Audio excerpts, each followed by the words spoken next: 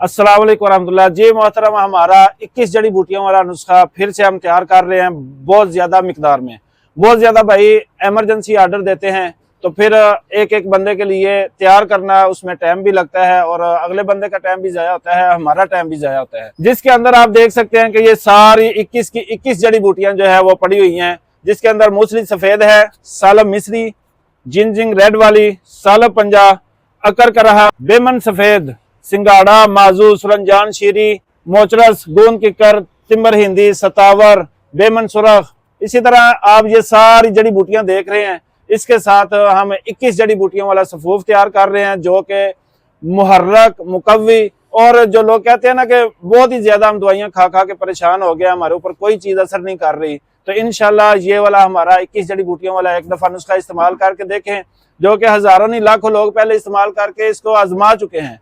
तो इसीलिए ज्यादा ऑर्डर आने की वजह से हम ज्यादा मिकदार में अभी इसको तैयार करने लगे हैं। अगर आप हमारा 21 जड़ी बूटियों वाला नुस्खा ये वाला मंगवाना चाहते हैं तो नंबर बायो में भी हमने दिया हुआ है, स्क्रीन के ऊपर भी दे देते हैं, और नंबर वैसे भी नोट कर लें 0344490951। अगर आप ये मुकम्मल वीडियो देखना चाहते हैं तो हम इसमें इंशाल्लाह मुकम्मल तैयारी करते हुए भी आपको दिखाएंगे कि कोई चीज़ इसमें मिस नहीं होगी।